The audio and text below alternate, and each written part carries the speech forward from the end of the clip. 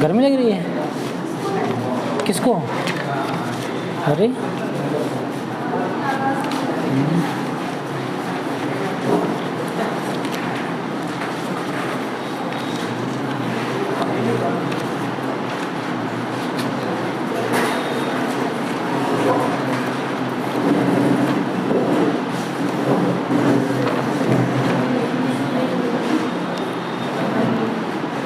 हिमांशु कुमार, ये कौन है?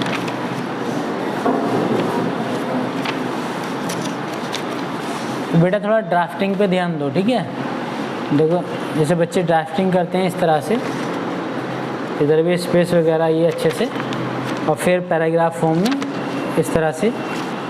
अब ये लग रहा है कुछ मज़ेदार नहीं लग रहा, ठीक है? राइटिंग की बात नहीं कर रहा हूँ। अच्छा, राइटिंग भी जो है आपकी बताती है कि आपके मन में क्या चल रहा है, नहीं? ये बताती है राइटिंग, ठीक है? जैसे मतलब ये एक स्टडी है, मैं ये नहीं कह रहा कि ऐसा होता ही होगा, एक अनुमान है, ठीक है? ऐसा ही बताते हैं।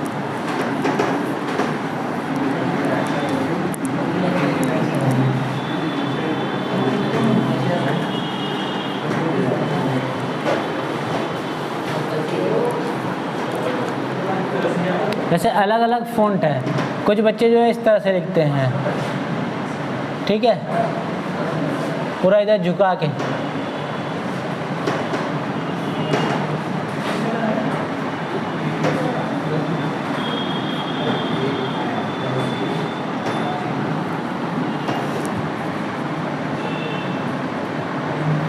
ठीक है? और कुछ बच्चे इधर की साइड से लिखते हैं ऐसे ऐसे।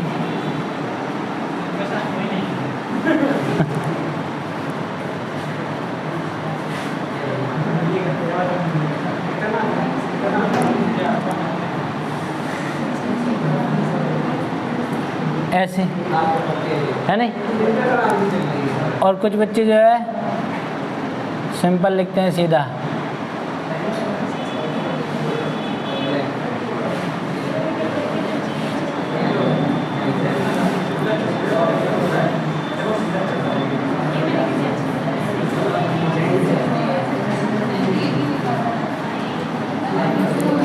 और कुछ बच्चे ऐसे लिखते हैं।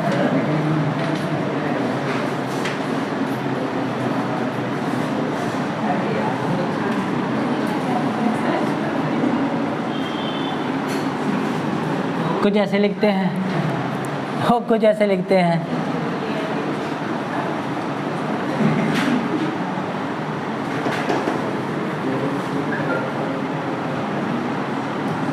उनको बाद में पता चलता है अरे हम कहाँ आ गए।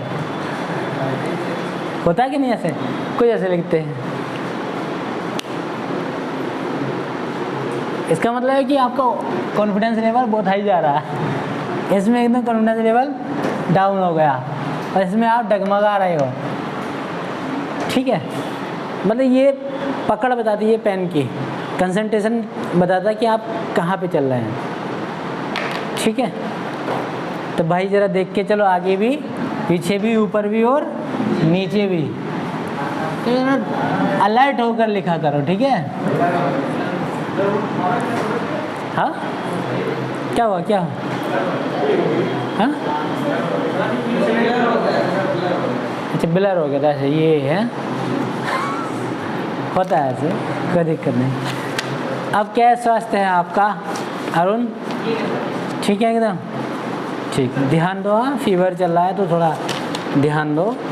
और हिमांशु ठीक है, राइटिंग के बारे में मैंने बता ही दिया, आप समझ गए होंगे किस पॉइंट पे जो है चल रहा है मामला। और थोड़ा स्पेस भी रखो, लाइनिंग के बीच में स्पेस भी रखिए, ठीक है? तो सही रहेगा वो।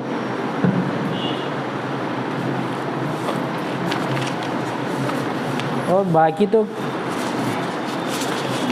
लगभग सही बच्चे, आंसर राइटिंग तो मिल गया होगा ना, चेक हुआ? ठीक है, मिल गया तो और क्या।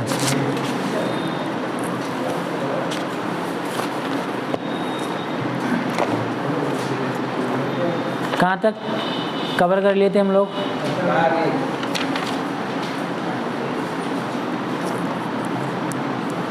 भाग 1 ना, ठीक है।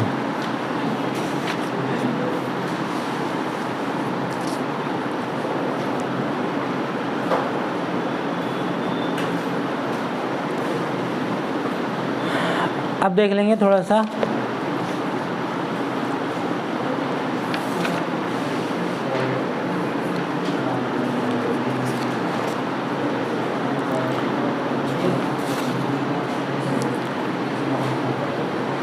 आर्टिकल भाग 1 में आर्टिकल 1 से 4 तक समझ लेते, ठीक है। थोड़ा सा और इसमें कवर करेंगे हम।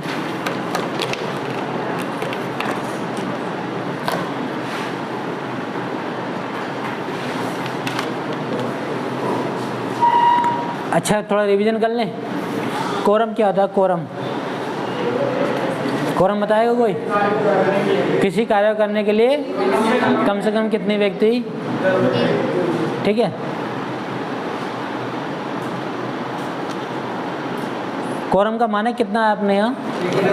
1/10, ठीक है।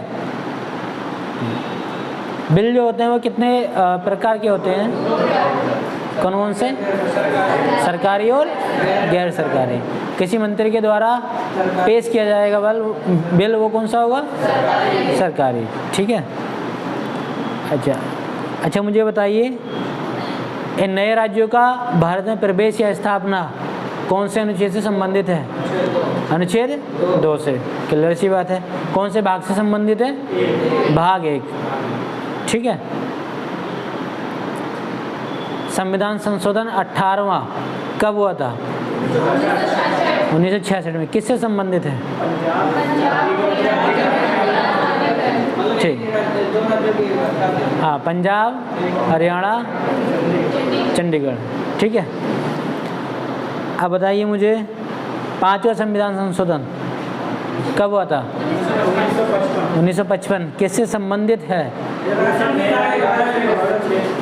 बोलो। अगर सर नया राज्य बनता है तो उससे जो क्षेत्र प्रभावित होता है उसके विधानमंडल से राय लेगा। हाँ, यदि कोई नया राज्य बनेगा तो तब प्रभावित होने वाले राज्यों के विधानमंडलों से राय मांगी जाएगी, ठीक है। और इसकी भी एक निश्चित समयावधि होगी, ठीक है। क्लियर है? अनुच्छेद 4 क्या कहता है? अनुच्छेद 4 किससे संबंधित है? हाँ, सिंपल से बता दो कि अनुच्छेद 4 जो कि आर्टिकल 2/3 के तहत संसद में कोई विधि पारित की जाएगी के संदर्भ में है, अर्थात साधारण बहुमत से है, ठीक है। और वहीं इसमें शेड्यूल 1 अनुसूची 1 क्या कहती है? अनुसूची 1 का संबंध किससे है? अनुसूची 1 जो है क्षेत्र बताती है, और वही अनुसूची 4 राज्यसभा की सीटें बताती है, ठीक है। और इसको बंद कर दीजिए।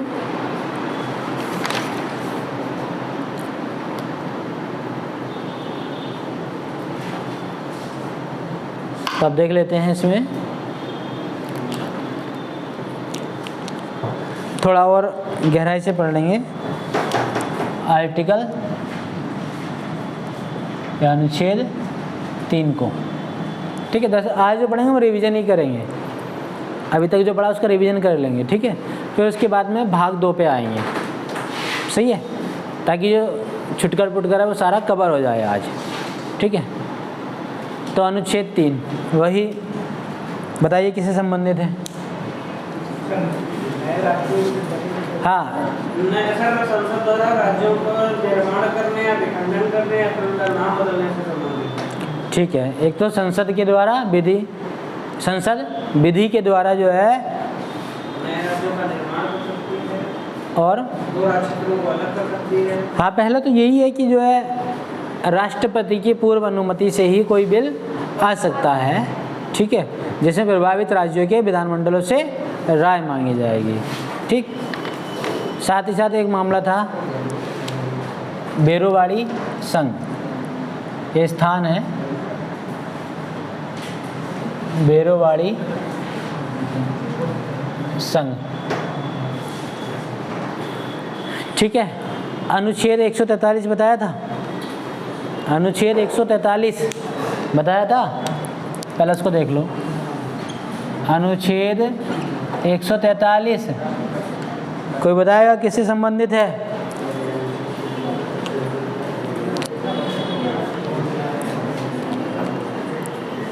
बताइए। हाँ, अनुच्छेद 143 क्यों नहीं रिवीजन करते भाई? न्यायपालिका ना, ठीक है। तो न्यायपालिका से संबंधित है, तभी ये बेरोवाड़ी संघ का मामले से स्टार्ट करते हैं। ठीक है, तो इसमें एक क्वेश्चन बन जाता है, जो क्वेश्चन आप समझ लेंगे या साथ ही साथ उसको अगर लिखना चाहेंगे तो लिख लेंगे। क्वेश्चन जो बन जाते हैं इससे, एक होता है क्या भारत किसी ज़मीन को, क्या भारत सरकार किसी ज़मीन को सौंप सकती है या नहीं? हाँ, किसी को भी। क्या भारत सरकार किसी ज़मीन को सौंप सकती है या नहीं? अभी अरे ये तो समझा रहा हूँ, अभी हाँ या ना मत बोलो। ठीक है, एक क्वेश्चन उठता है, क्या भारत सरकार किसी ज़मीन को सौंप सकती है या नहीं? जैसे क्या भारत सरकार किसी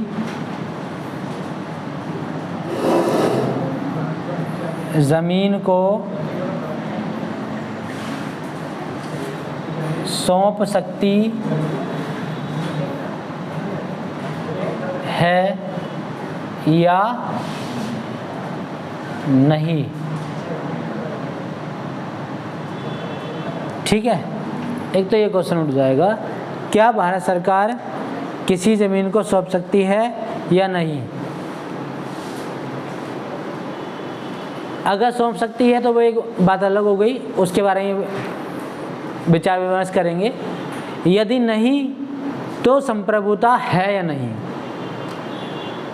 यदि नहीं तो सरकार की संप्रभुता या उस राष्ट्र की संप्रभुता है या नहीं? यदि नहीं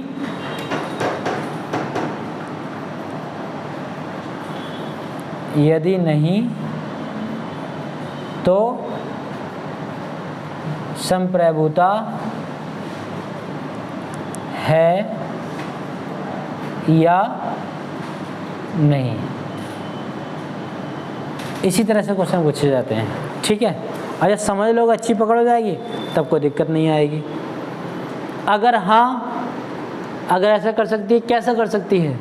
किसी ज़मीन को सौंप सकती है, यदि हाँ तो कैसे?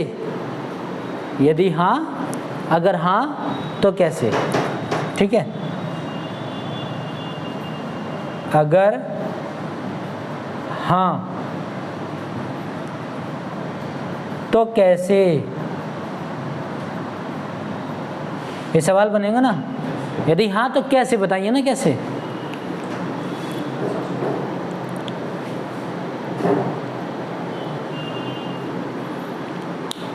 कितना हो गया? अगर हाँ तो कैसे, इसके लिए समझ लेंगे, यहाँ लिख रहा हूँ। ठीक है, क्या कार्यपालिका का आदेश काफ़ी है इस कार्य के लिए? सवाल उठेगा पहला कि क्या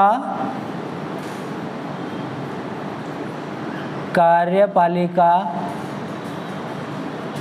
का आदेश काफ़ी है? ठीक है, क्या कार्यपालिका का आदेश काफ़ी है? क्या आर्टिकल 3 काफ़ी है?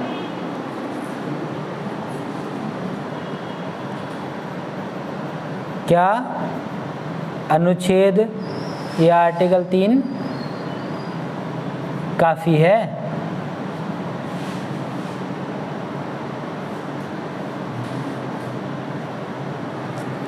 ठीक है, क्या अनुच्छेद 368 काफ़ी है? आर्टिकल 368।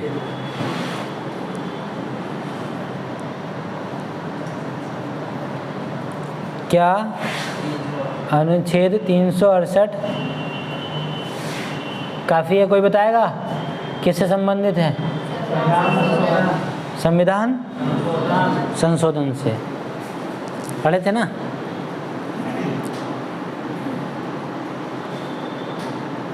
क्या अनुच्छेद 3 प्लस अनुच्छेद 368 ज़रूरी है?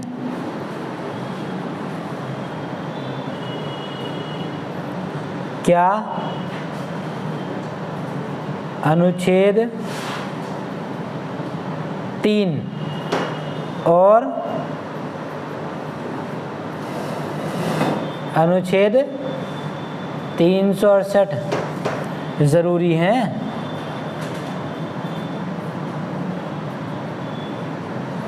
ठीक है, अब इनके जवाब जो है हम डिस्कस करेंगे, क्या है मामला। ठीक है,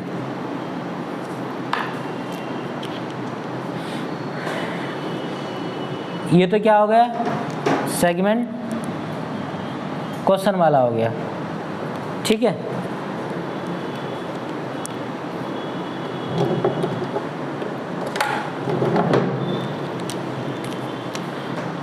अब आंसर की बात कर लेंगे, आंसर डिस्कस कर लेंगे।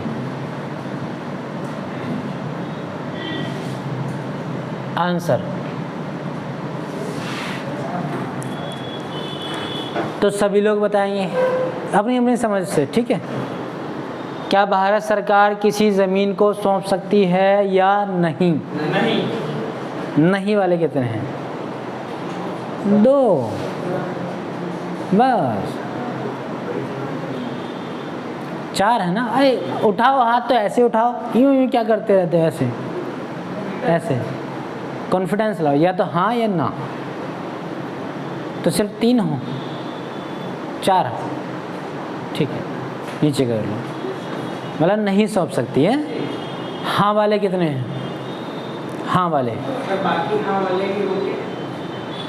हाँ वाले कितने हैं? अरे एक बार हाथ उठाओ भाई, बार बार क्यों ऐसे? गिनने दो ना जी। हाँ वाले ज़्यादा हैं। ठीक है, तो ना वाले मुझे बताइए कि आपने क्या सोच के जवाब दिया कि क्या भारत सरकार किसी ज़मीन को सौंप सकती है या नहीं? भारत एक राज्यों का समूह है, यहाँ से राज्य बाहर नहीं जा सकते हैं। अरे इसका अंदर से विखंडन हो सकता है कि बाहर नहीं जा सकते। कहाँ ना जा सकते? कहाँ ना जा सकते? और राज्य की बात ही नहीं चल रही। वो शब्द क्या है? जमीन को सौंपना। उस बात चल रही है सिर्फ जमीन को, किसी भूभाग को। सर विशेष परिस्थितियों में संविधान में संशोधन करके तब कर दे सकते हैं, वैसा नहीं दे सकते। हाँ ना क्यों बोल रहे हो फिर? हाँ या ना क्यों बोल रहे हो? ठीक है, या तो ना बोला आपने, तो इसका जवाब है सौंप सकते हैं। ठीक है, सौंप सकती है या सौंप सकते हैं। ठीक है, क्यों? क्यों? क्योंकि संप्रभु है। सिंपल सी बात है, क्योंकि संप्रभु। यदि नहीं तो संप्रभुता है या नहीं? अगर हाँ तो कैसे? ठीक है, तो संप्रभु है। क्या है?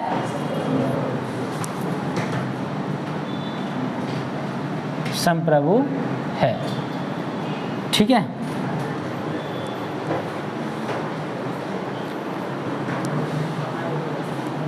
अब जवाब देंगे क्या कार्यपालिका का आदेश काफ़ी है? हाँ वाले कितने हैं? क्या कार्यपालिका का आदेश काफ़ी है? हाँ वाले कितने हैं? हाँ वाला एक है बस, सिर्फ एक बार हाथ उठाओ भाई। ऐसा नहीं, कोई इसमें तुम्हारी गर्दन थोड़ी ना कलम हो रही है। ठीक है, और ना वाले कितने हैं आप नीचे कर लो बेटा, ना वाले कितने हैं, बराबर का मामला है। और बाकी मौज मस्ती लेने वाले कितने हैं, नो आइडिया। ये देखिए, अरे सिंपल सी बात है, सिर्फ कार्यपालिका का आदेश ही काफ़ी नहीं है भाई, ठीक है। तो कार्यपालिका का आदेश काफ़ी नहीं है। ऐसे तो कार्यपालिका कुछ भी कर लेती, कार्यपालिका का आदेश काफ़ी नहीं है, ठीक है। सोच समझ के जवाब दिया करो भाई। ये चल रहा है। अब मुझे बताइए, क्या अनुच्छेद 3 काफ़ी है? तो नहीं वाले बताओ कितने हैं। क्या अनुच्छेद 3 काफ़ी है? नहीं वाला कोई नहीं, तो हाँ वाले बताओ कितने हैं। काफी नहीं है सर, नहीं वाले हैं सर। तो तुम क्या बाद में सुनते हो, धीरे धीरे सुनी जाती है क्या? हाँ वाले बताओ कितने, हाँ वाले। अच्छा ठीक है, नीचे कर लो। और नहीं वाले कितने हैं? अरे अच्छा, इस बार तो ज़्यादा होगा नहीं वाले। तो बेटा अनुच्छेद 3 भी नहीं, ठीक है। सिर्फ अनुच्छेद 3 भी काफ़ी थोड़ी ना, अनुच्छेद 3 भी नहीं। आप तो एक पे जो है पूरा परिवर्तन बदलाव लाने की सोच रहे हो, चाहे वो कार्यपालिका का आदेश हो, चाहे वो आर्टिकल 3 हो, ऐसे थोड़ी ना होता। हाँ, अब जरा सोच के बताना, सोच समझ के जवाब दिया करो भाई, फर्जी नहीं। क्या अनुच्छेद 368 जो है काफ़ी है? नहीं। अच्छा नहीं वाले बताओ कितने। नहीं वाले, अच्छा देखने दो चेहरे, ठीक है। और हाँ वाले, हाँ वाले कोई नहीं। तो बाकी क्या करने आते हो, दावत खाने? और कुछ तो अपना स्टैंड रखा करो भाई, हाँ या ना, क्यों? ठीक है, जो कह रहे हैं कि अनुच्छेद 368 काफ़ी नहीं है, तो बेटा क्यों नहीं है बताइए, क्यों नहीं है? चलो ठीक है, मान लिया आपकी बात सही है।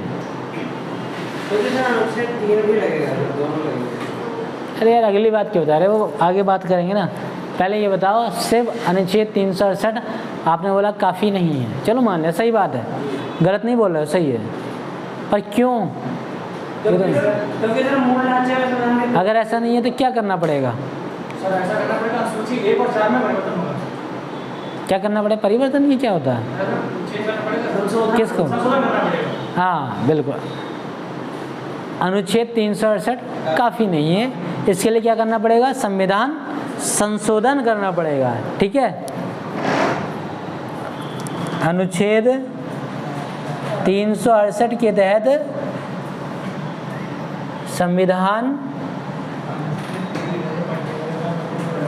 संशोधन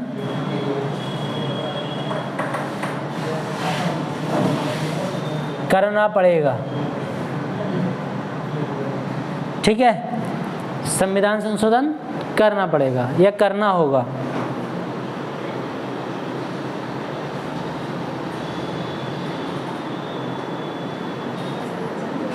तो सर इसका मतलब तो हुआ काफी है 368।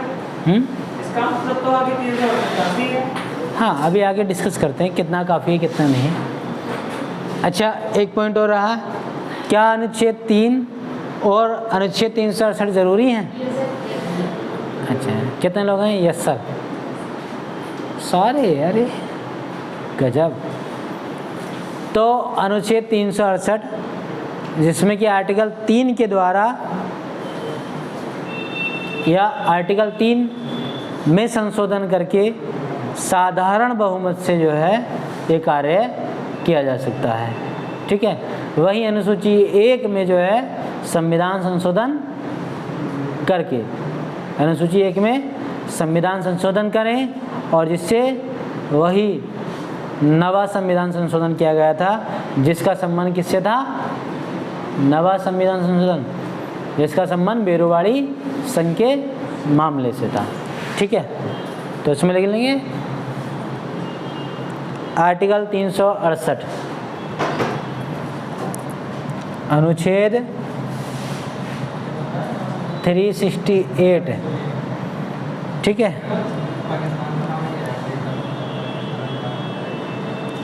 आर्टिकल 368 और यहीं लिख दूं आर्टिकल 3, इसके द्वारा जो आर्टिकल 3 में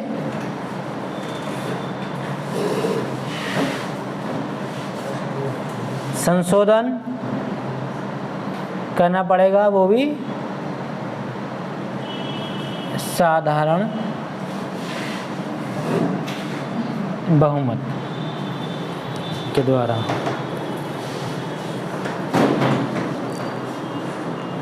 और वहीं जो है दूसरी तरफ आर्टिकल 368 के द्वारा ही जो है अनुसूची 1 में जो है संविधान संशोधन करें।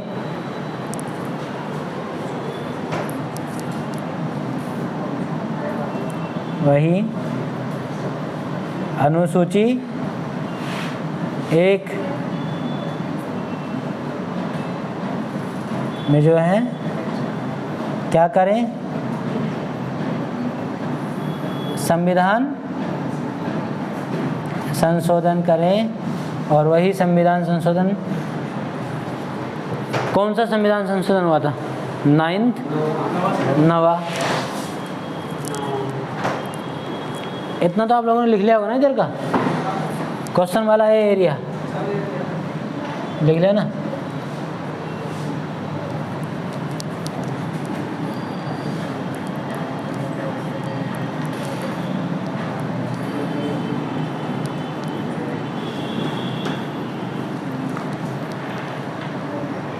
ऐसा नहीं है कि रटना नहीं है, समझ बनानी है अपनी, तभी ताकि जवाब दे सको यहाँ।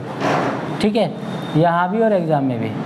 और ये किससे संबंधित है, 9th संविधान संशोधन या कॉन्स्टिट्यूशन अमेंडमेंट से। ठीक है, जो कि बेरोवाड़ी संघ के मामले से संबंधित है। ठीक है,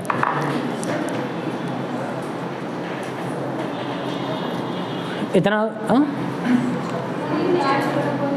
हवा हो गया ना, पानी वानी पी लो। समझ में नहीं आया। हमारा क्वेश्चन क्या था कि क्या अनुच्छेद 3 और अनुच्छेद 368 जरूरी हैं, क्या ये जरूरी है? तो जवाब में क्या था, हाँ जरूरी है। तो प्रक्रिया बताई है मैंने कैसे कैसे जरूरी है। प्रक्रिया के में आप देखेंगे कि अनुच्छेद 368 के द्वारा ही अनुच्छेद 368 से जो है आर्टिकल 3 के द्वारा जो है, अनुच्छेद 3 के द्वारा जो है आर्टिकल 368 में क्या किया जा सकता है, इसकी सहायता से क्या किया जा सकता है, संविधान संशोधन करके जो है, वो भी किसके द्वारा, साधारण बहुमत के द्वारा करके। किस में करेंगे, अनुसूची 1 में। तो प्रक्रिया बताइए। ठीक है, जवाब तो हाँ ही हो गया।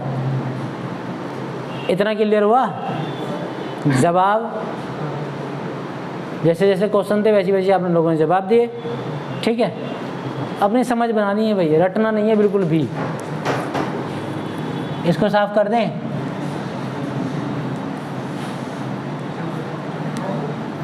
अभी 368 आने दो, आर्टिकल 143 आने दो। अभी बिल्कुल दबाव में ना हो कि पता नहीं क्या हो गया, ऐसा नहीं है, सब पढ़ाया जाएगा। ठीक है,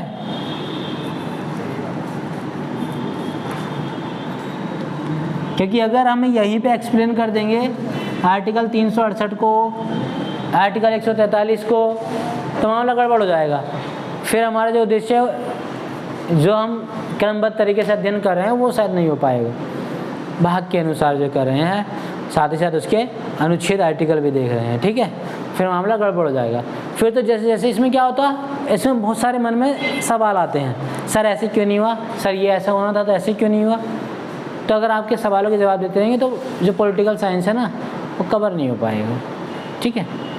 इसलिए जो जहाँ जिसकी जितनी ज़रूरत है उतना ही बताऊँगा, और जैसे जैसे जिसका नंबर आता रहेगा उसके बारे में पूरा डिटेल में एक्सप्लेन होता रहेगा, ठीक है। इसमें जो है कोई किसी के दबाव में ना आना कि देखिए आपने तो इतना ही पढ़ा है सिर्फ और सिर्फ, और हमने तो इतना पढ़ लिया, तो उससे ये कहना पढ़ लिया तो क्या करें, तुमने कौन सा झंडे गाड़ दिए, ठीक है। ऐसा होता है ना, कुछ बच्चे दबाव बनाते हैं तो एक मुदित टाइप के, तुमसे जवाब नहीं दिया गया, मैंने जवाब दे दिया, ठीक है, तो इनके दबाव में मत आना, ठीक है। तो ये इतना जो है आर्टिकल 3 से संबंधित रहा, साथ ही साथ आपने 368 भी देख लिया, ठीक। अब देख लेंगे एक मामला था मगन भाई, किसका, मगन नहीं, मगन भाई का मामला।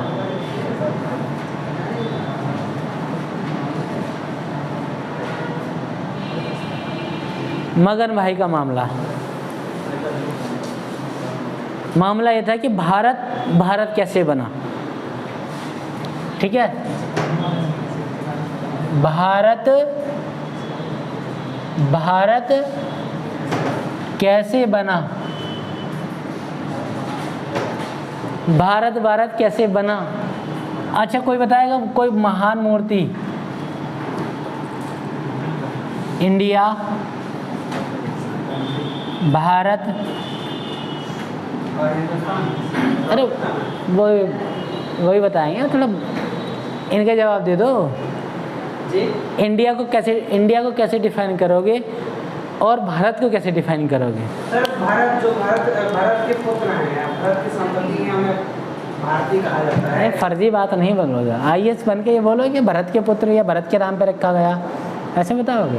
भारत के वंशज या भारत के संततियों। अगर ऐसा होता ना तो ये मगन भाई का मामला ही नहीं उठता। अगर इस तरह से होता तो मगन भाई को भी ये पता होना चाहिए कि भरत के ने जो है शेर के दांत गिनने थे उन्हीं के नाम पे भारत रखा गया। ऐसा नहीं, इसमें संविधान की बात कर रहे हो, इसमें फर्जी बात नहीं चलेंगी। तो कोई बताएगा इंडिया और भारत में क्या अंतर है, अच्छे बताइए। इंडिया और भारत में क्या अंतर है, यही मामला उठा था। भारत कैसे बना, यही क्वेश्चन आते हैं और इसी में जो है तोते उड़ जाते हैं। क्या लिखें आखिर, ऑप्शन दें, लिख नहीं थोड़ा हिंट्स दे देते हैं। ये समझ लीजिए कि इंडिया जो है शहर है और भारत जो है गांव है। समझे, कुछ समझ गए? तो सोचो भाई, इस बिंदु पे सोच रहे, जो सोच गया वही जवाब दे देगा।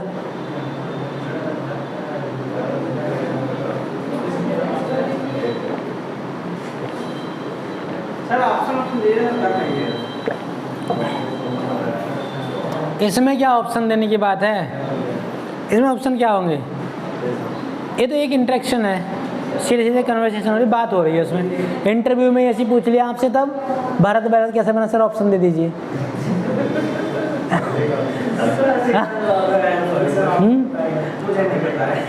हाँ तो पता नहीं है तो फिर इसके नंबर कट जाएंगे, और नंबर कट जाएंगे तो फिर बाहर। ठीक है, वो तो आसान है। रिक्स लोगे तब ना आगे बढ़ोगे, ना रिक्स लोगे तो ठीक है जाइए बाहर। तो सिंपल सी बात है, भारत कहाँ बसता है पता? कहाँ? जेलों में, दिलों में यार, दिलों में। दरअसल भारत जो है गांव में बसता है। अगर भारत दर्शन करें तो असली भारत जो नज़र आता है वो गांव में नज़र आता है। ठीक है, जो गांव एक तस्वीर दिखाता है भारत की। दरअसल जब अंग्रेज़ यहाँ पे अपना राज कर रहे थे तो ये नाम जो दिया हुआ, दरअसल ये अंग्रेजी शब्द तो है इंडिया, अंग्रेजी शब्द तो है इंडिया। भारत जो विविधता रही गांव में, गांव की बात करें, बोलो। अरे सर इधर ये अरबी क्षेत्र को दिया था। अरबी क्षेत्र क्या? इंडिया नाम था। किसने दिया था? हाँ? सर ग्रीक के लोगों ने दिया, यूनानियों ने। अरे यार शब्द कैसा है वो? सर यूनानियों ने इंडिया नाम दिया था। इंग्लिश है या हिंदी है?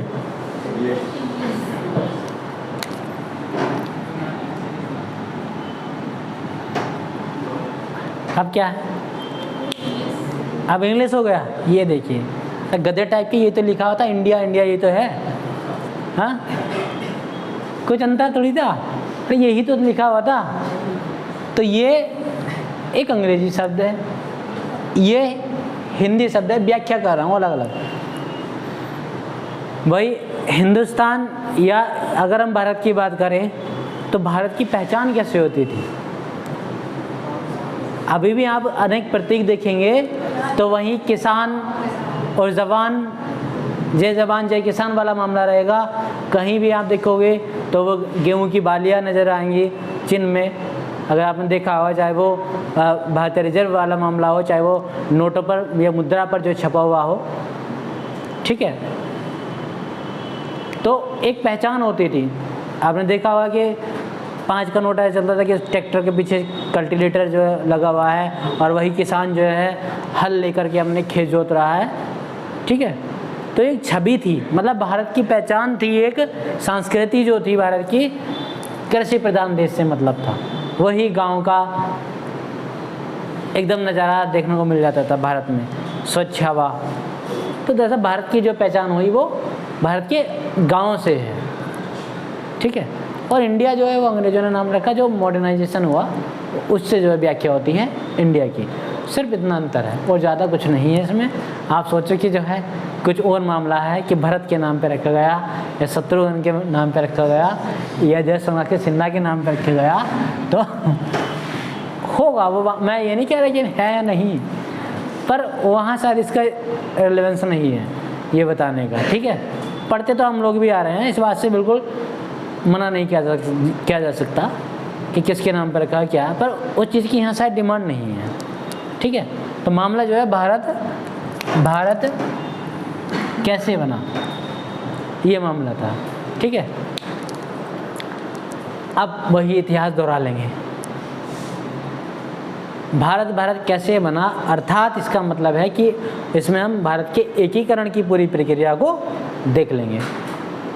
क्या क्या जो है रियासतों या ब्रिटिश इंडिया या फ्रेंच इंडिया के जो अलग अलग जो है प्रांत थे या छोटे छोटे जो है रियासतें थी, इनमें बटा हुआ था। तो आखिर कैसे जो है इन सबको समेटा गया, एक चुनौती का तो सामना किया होगा। चुनौतियों में यही रियासतें लगभग 600 और ब्रिटिश इंडिया जिसमें प्रांत थे और चीफ कमिश्नर के भी प्रांत थे जिसमें यूटी से संबंधित मामला था, और वही फ्रेंच इंडिया और वही पुर्तगाल या पोर्तुगीज इंडिया और अन्य वाला मामला भी था। तो सारे इसमें जो है समझ लेंगे थोड़ा थोड़ा करके। ठीक है, ज़्यादा डीपली नहीं पढ़ जाएंगे। तो मेन चीज़ है चुनौतियों के बारे में ही पढ़ लेंगे और क्या।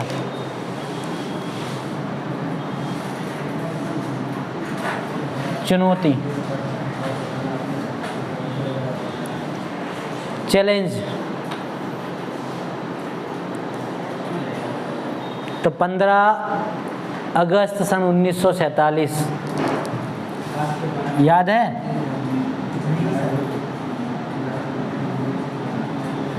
याद नहीं है बे? क्या बात था, बर्थडे था ना आपका? हाँ, 15 अगस्त 1947। इसी दिन के लिए जो है हमें चुनौतियों का सामना करना पड़ा और अलग अलग चुनौतियां हैं, उनके बारे में बात कर लेंगे। सबसे पहले चुनौती आती थी हमारी रियासतों को लेकर के, रियासतों के बारे में। ठीक है, तो लगभग 600 मान लेते हैं, 600 रियासतें, जो कि 40% मामला था देशी और सब मिला करके लगभग 600। जो कि 40% भारत का हिस्सा आप मान लो।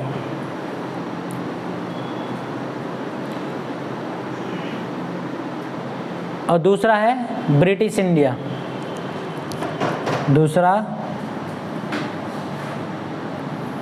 British India.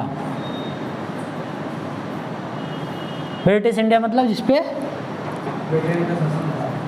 बिल्कुल सही है, ब्रिटेन या इंग्लैंड का शासन था। इसमें क्या थे? प्रांत थे,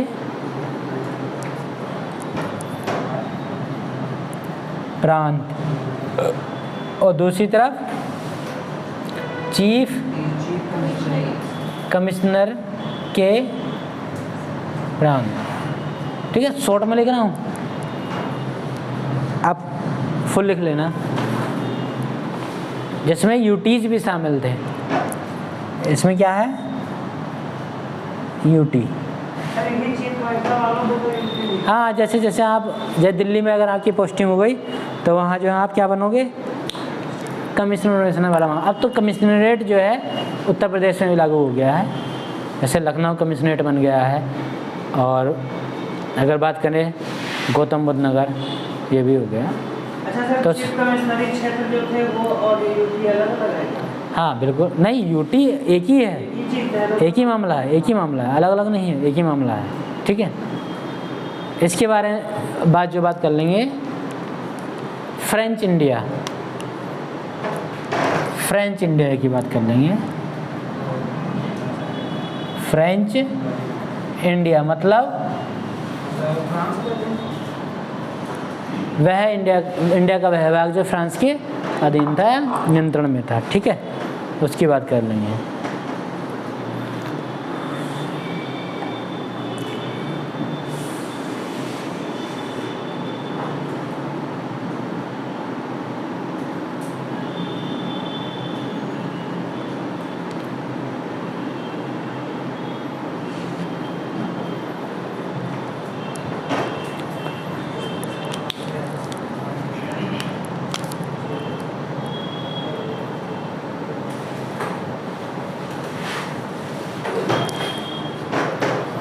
बना लो आप भी ऐसी।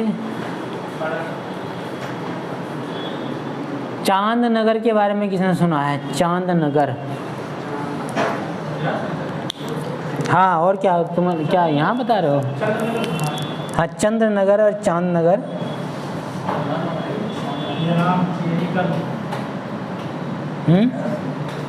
कोई बताएगा? जगह से अंदाजा लगा लो कहाँ पड़ता है। अच्छा बता दीजिए कौन से राज्य में पड़ता है? चंद्रनगर। हाँ, वेरी गुड। पश्चिम बंगाल का एक जो है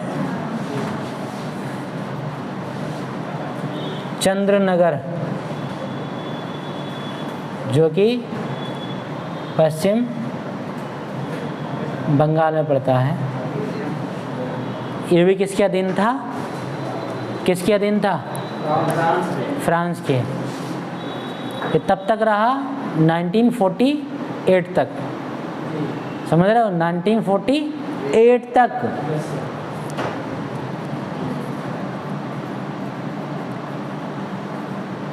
हमारे आज़ाद होने के बावजूद भी जो है कुछ जो है हमारे क्षेत्र जो हैं अभी भी क्या थे? उपनिवेश थे या दूसरे के अधीन थे। ठीक है, यनम का नाम सुना? यनम कहाँ है? गोवा कौन कह रहा भाई? ये रहा, ये यनम, पुद्दुचेरी, यही होता ना, आंध्र प्रदेश के पास वाला।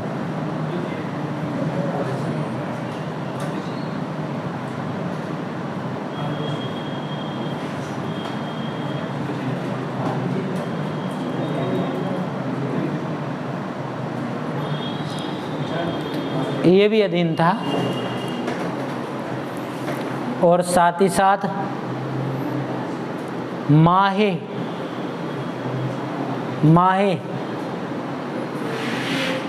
जो कि पुद्दुचेरी का हिस्सा, ये रहा, ठीक है। माहे, -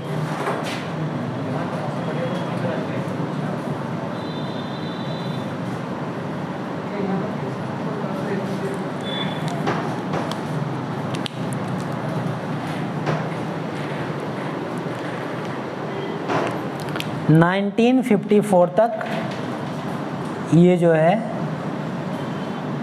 अधीन रहे किसके? फ्रांस के, ठीक है।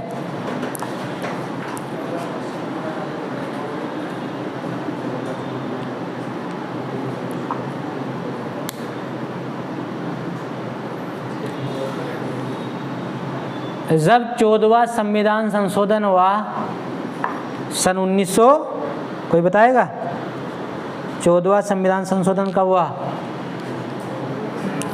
हाँ आवाज़ आई थी, हाँ बेटा 1962, ठीक है। तो 14 कॉन्स्टिट्यूशन अमेंडमेंट जब हुआ 1962 में, तो तब जो है ये 14वां संविधान संशोधन करके ये पुदुचेरी को क्या बनाया गया? यूटी बनाया गया।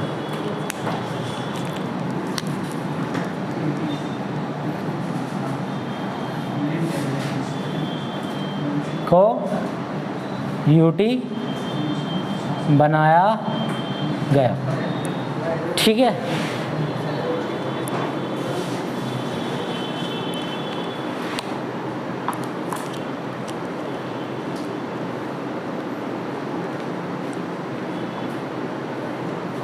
इतना हो गया, ये साफ कर दें मेरा वाला।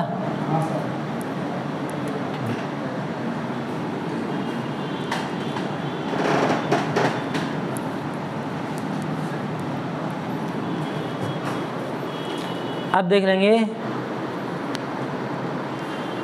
पोर्तुगीज इंडिया,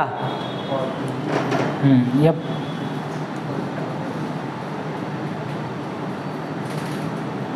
पुर्तगाल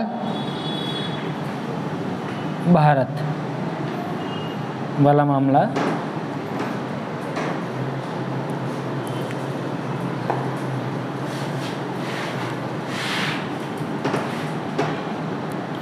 तो इसको भी जो है मैप की हेल्प से जो है थोड़ा समझने का प्रयास किया जाएगा, ठीक है।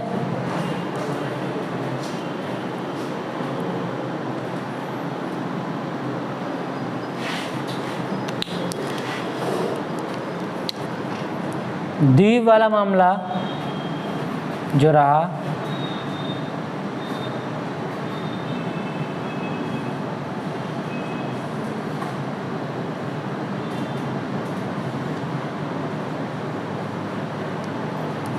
द्वीप हो चाहे वो दादर नगर हवेली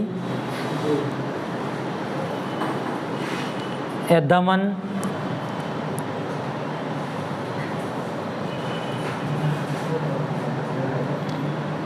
यहाँ देख लो ये रहा दमन, ये रहा द्वीप, दादर नगर हवेली ये रही, और गोवा ये रहा, ठीक है।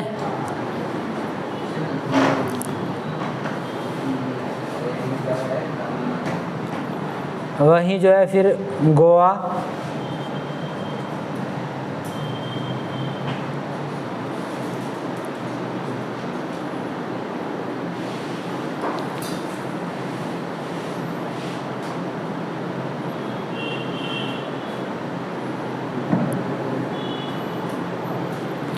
तो 1954 में ही जो है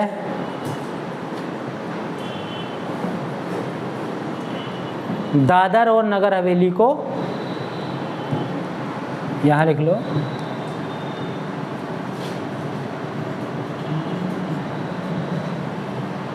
दादर और नगर हवेली,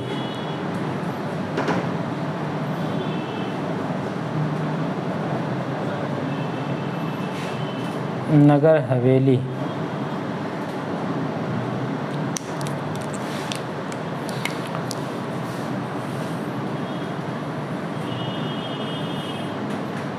दादर और नगर हवेली को जो है 1954 में क्या बनाया गया? 1954 में यूटी बनाया गया। ठीक है,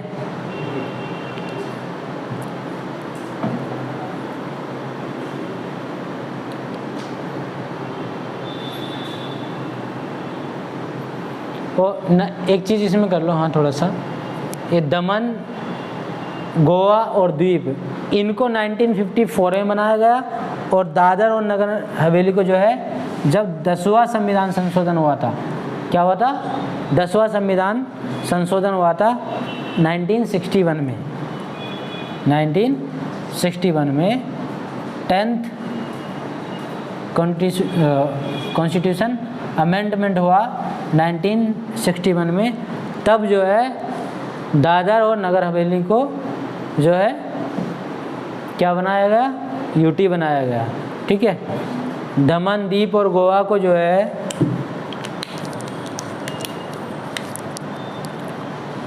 अलग से लिख लेना चाहिए, इसमें जो है एक साथ इतना गड़बड़ हो रहा है।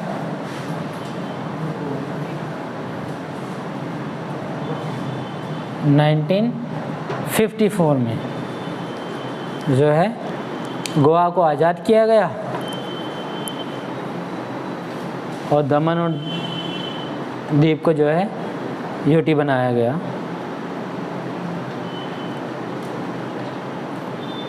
इतना हो गया। अब बात कर लेंगे अन्य की।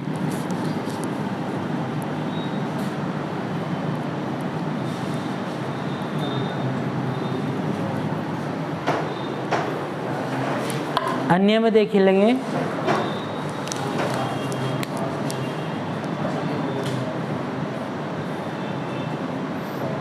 एक तो लक्षद्वीप की बात करेंगे, लक्षद्वीप की बात करेंगे, और दूसरा सिक्किम की बात कर लेंगे। सिक्किम,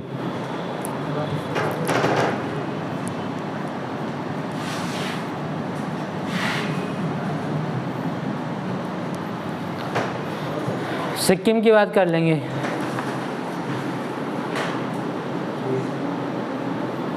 सिक्किम के जो राजा थे चोमियाल, सुना आप लोगों ने? हाँ हाँ, चोमियाल।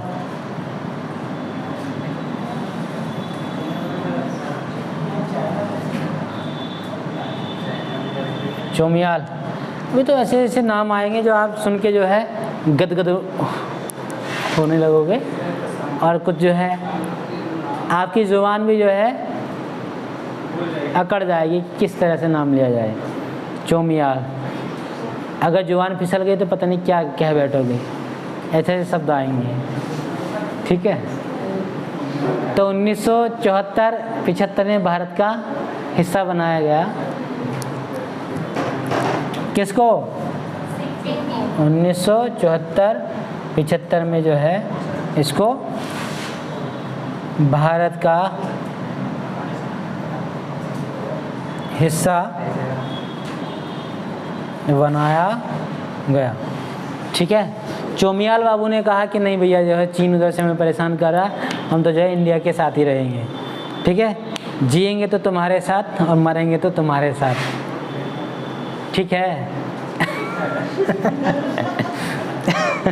यही था ना मामला है, सही? हाँ, यही मामला था। कितने लोगों को पता है यही मामला था? कितने लोगों को पता नहीं कि क्या है मामला है? नहीं पता?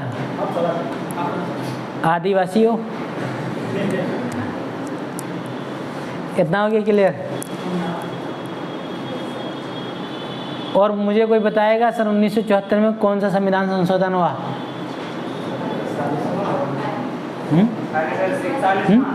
बोलो बोलो, सही बोल। 35वां, ये देखिए बेटा, सीखो। 35वां कौन सा हुआ? 35वां संविधान संशोधन। हाँ, किसका? हाँ, तो वही तो, हाँ वही बता रहे हैं हम भी। बहुत संविधान संशोधन किया है। हाँ, 36वां संविधान संशोधन कब हुआ? 36वां संविधान संशोधन 74 बोलो बोलो बोलो। हाँ 1974 हाँ, वो तुक्का मार लो चाहे इतने में तो होगा। 1975, ठीक है। 36वां यही मामला चल रहा, और क्या मामला था जिसके तहत आपको बताया था एक अनुच्छेद 371, अनुच्छेद 371 का F, जिसमें अरे बताया था ना 371 किससे संबंधित है? कल ही तो बताया था, सिक्किम से ही है भाई, सिक्किम का जिक्र चल रहा है, सिक्किम से है। 370 किससे था? कश्मीर से। बस कश्मीर वाला याद है क्योंकि वहाँ जो है राष्ट्रवाद आप लोगों का जागता है, ये याद नहीं है, ये भी याद रखो, ठीक है। अनुच्छेद 2 का किससे संबंधित है? 2 का 2A, आर्टिकल 2A। हाँ, निर्बंधनों और शर्तों से।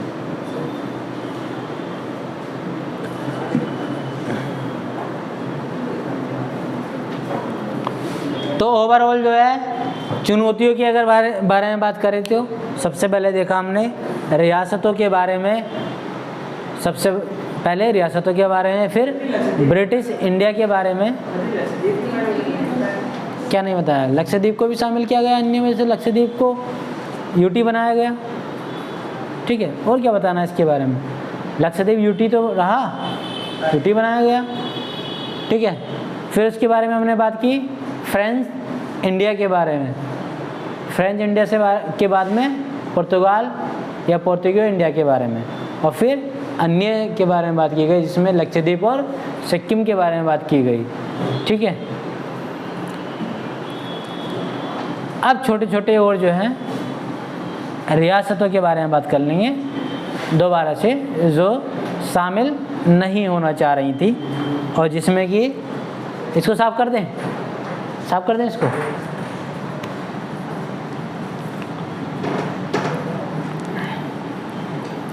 कोई बताएगा कौन सी वो 3 रियासतें थी जो शामिल नहीं होना चाहिए? हैदराबाद, जूनागढ़, जूनागढ़ है, जूनागढ़ नहीं, जूनागढ़ और जम्मू कश्मीर। तो अब जम्मू कश्मीर का तो मामला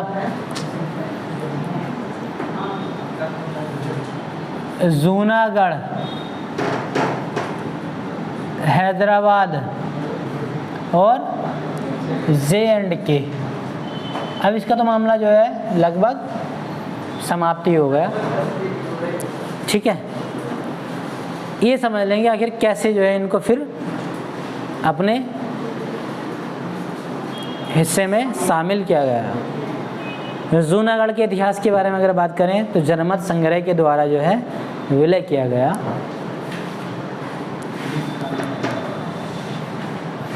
जनमत संग्रह के द्वारा जूनागढ़ का विलय किया गया,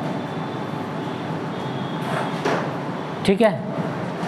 और वहीं हैदराबाद युद्ध के द्वारा क्या, सैन्य कार्रवाई के द्वारा, सैन्य कार्रवाई के द्वारा।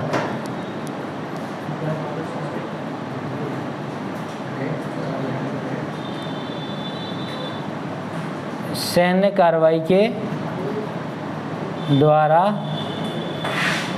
विलय किया गया। कुछ दिनों के लिए जो है अपने पंडित जी जो है छुट्टी पर रहे, या पंडित जी से कहा कि आप जो शांत रहिए, या कहीं जो है अंतर्राष्ट्रीय गतिविधि में शामिल रहे, नेहरू जी, और तभी जो है पटेल जी ने जो है काम जो है उधर क्या किया, काम तमाम कर दिया निज़ाम का, ठीक है। सेना को लेकर के एकदम जो है धावा बोल दिया, सैन्य कार्रवाई कर दी, और बाद जो है इतने फिर नेहरू जी को बताया कि जो है ओके कर दिया मामला, कोई दिक्कत नहीं है जी।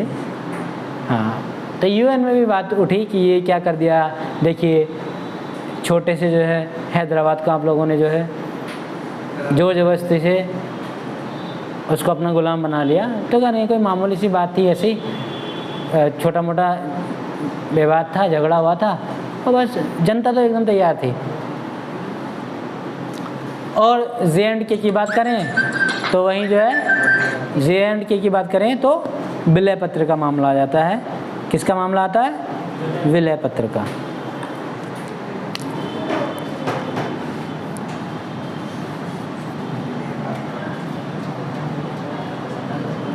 JNK के राजा कौन थे तब? हरि सिंह। हरि सिंह ने मरते दम तक जो है ये नहीं माना कि मैं जो है भारत में शामिल होऊंगा, हरि सिंह ने, ठीक है। हाँ, जब जो है पाकिस्तानी सेना ने हिंदुस्तान या कश्मीर के क्षेत्रों पर जो है अपना नियंत्रण करने शुरू कर दिया और अपनी सेना लेकर के कश्मीर के क्षेत्र में घुसे, और जब महिलाओं और बच्चे और वहाँ के लोगों के साथ जो है खूब अत्याचार किए, मतलब ये मान लीजिए कि कश्मीर जो है कश्मीर न रहा, एकदम तबाह कर दिए उसको। तो तब जो है विलय पत्र पे राजा हरि सिंह ने जो है साइन किया, और वो भी अपने जो है एक खासम खास से बोल दिया कि अगर जो है हिंदुस्तान की सेना के हवाई जहाज़ जो है अगर सुबह कश्मीर की धरती पर नहीं उतरते हैं तो मुझे गोली मार देना, कि मुझे जो है गोली मार देना। और वहीं जो है रात रात में मामला निपटाया, साइन किए, बड़ी भागम दौड़ रही। इस पर पूरा मामला अलग से क्लास होगी, इस पर आर्टिकल 370 पर अलग से कर लेंगे और मामला, ठीक है। हालांकि अब नहीं रहा, फिर भी जो है इसकी पृष्ठभूमि जानना बहुत ज़रूरी है, तो अलग से पूरा 3 घंटे क्लास इसी पे रहेगी, ठीक है। आर्टिकल 370 पे कैसे कैसे हुआ, ठीक। राजा हरि सिंह वाला मामला, और मेहरचंद महाजन, शेख अब्दुल्ला जो है पक्ष में रहे कि हम जो है कश्मीर को जो है अगर कभी विलय करने वाली बात आएगी तो हम हिंदुस्तान के साथ ही करेंगे, जिन्ना के साथ नहीं करेंगे, पाकिस्तान के साथ नहीं करेंगे। शेख अब्दुल्ला पढ़े लिखे व्यक्ति थे, ठीक है, और वहाँ के लोकप्रिय भी थे, क्योंकि मुस्लिम आबादी थी। राजा भले ही हिंदू था पर आबादी मुस्लिम थी, और शेख अब्दुल्ला का ठीक ठाक नियंत्रण था, ठीक ठाक पकड़ थी, ठीक है। शेख अब्दुल्ला चाहते थे कि हिंदुस्तान में करेंगे, अगर पहली बात तो विलय नहीं करेंगे, अगर होता है तो हम हिंदुस्तान के साथ जाएंगे, ना कि अपने ये जो चाहे वो मुस्लिम हो चाहे कुछ भी हो, हम जिन्ना के साथ नहीं जाएंगे, ठीक है। तो जिन्ना से इनकी बनती नहीं थी अब्दुल्ला की, ठीक है। बनती तो हरि सिंह से भी नहीं थी, हरि सिंह से भी नहीं बनी थी, मगर शेख अब्दुल्ला ने जो है उस टाइम तक साथ दिया हिंदुस्तान का, या हिंदुस्तान की बात ना करें तो जम्मू कश्मीर का उस टाइम तक साथ दिया, जब जिस टाइम तक जो है उतनी सहायता की जब इंडियन आर्मी जो है कश्मीर को बचाने के लिए जब कश्मीर में गई तो उनके पूरे रहने की व्यवस्था, उनका पूरा साथ जो है शेख अब्दुल्ला ने ही दिया।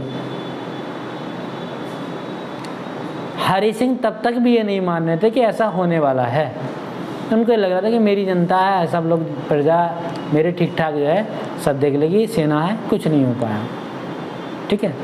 तो शेख अब्दुल्ला का भी ठीक ठाक रोल रहा, उनके बारे में पढ़ेंगे, ठीक है। इतना कंप्लीट हो गया, थोड़ा समझ लेते हैं। ये कब की स्थिति थी?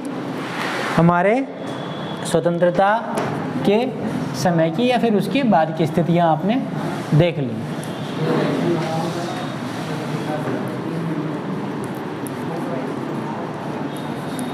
अभी सिनॉप्सिस फॉर्म में बता ही रहा हूँ, आप चाहो, आप अगर कहोगे तो लिखा दो, लिखा भी दूंगा, ठीक है।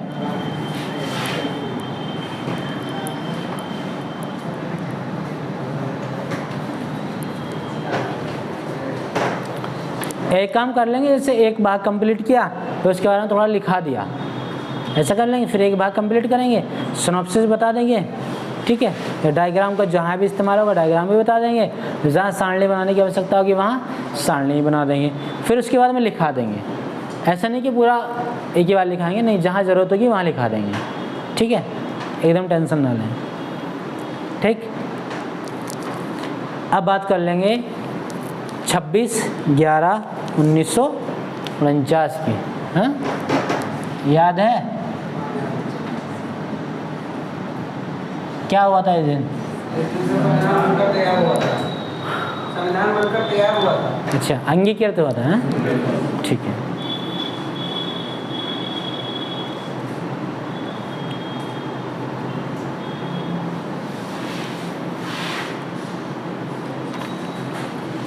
पहले, उससे पहले एक मामला समझ लेंगे जो संविधान सभा से संबंधित है। एक व्यक्ति रहे एस.के. दार, एस.के.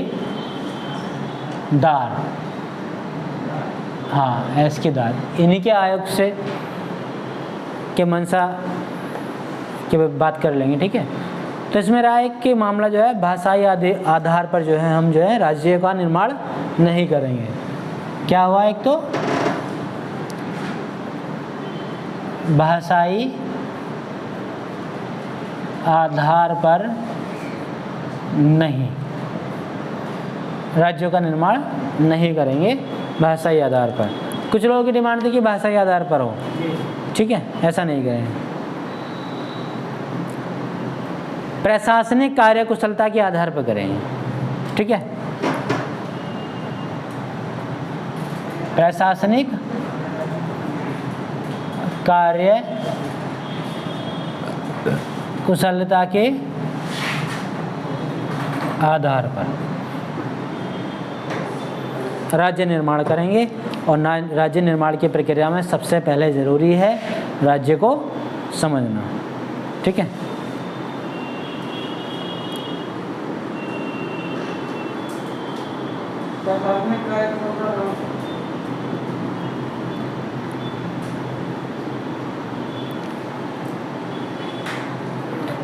तो राज्य को समझना बहुत ज़रूरी है।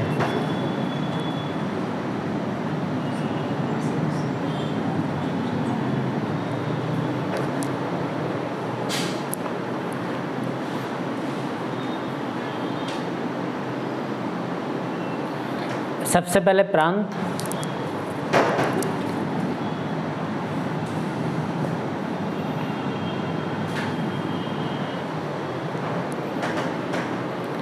फिर बड़ी रियासतें,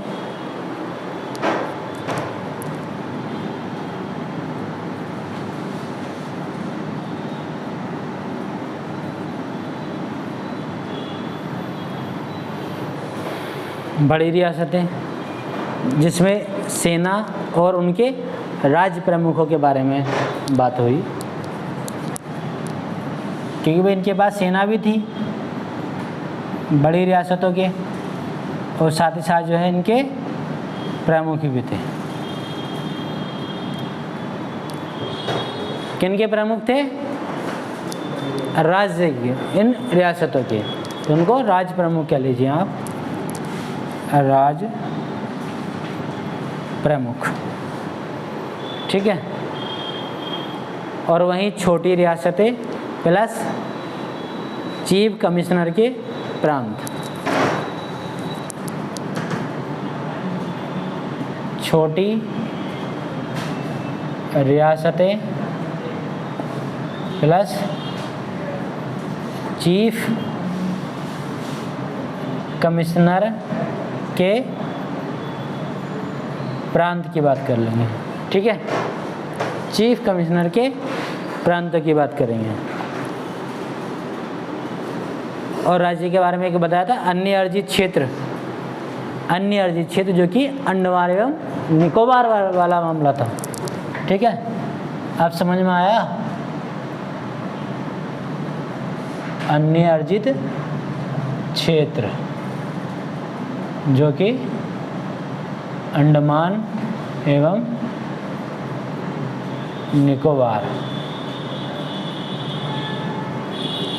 द्वीप समूह। अब यहाँ क्लियर हो गया अन्य अर्जित क्षेत्र क्या थे, कौन था? तो समय पे सारा क्लियर होता जाएगा। अपने अंदर जो है उथल पुथल का भाव है तो उसको थोड़ा नियंत्रण में रखो। सब आपकी जो है भावनाएं हैं, सब जिज्ञासा जो है सब शांत की जाएंगी।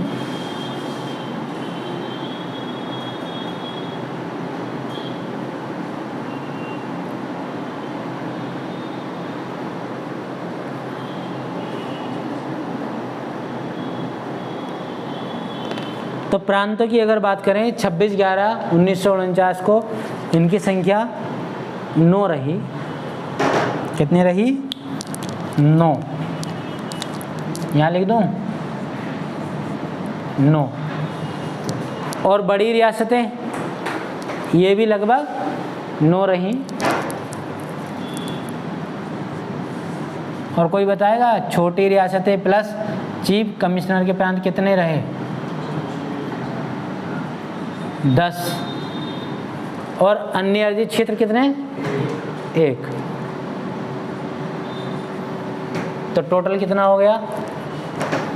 टोटल कितने हो गए? 33 29 29 ना, 29। ठीक है, टोटल 29। छोटे बड़ी रियासतें प्रांत अन्य अर्जित क्षेत्र मिलाकर टोटल 29 तक पहुँचे थे। तो राज्य को लगभग आपने समझ लिया।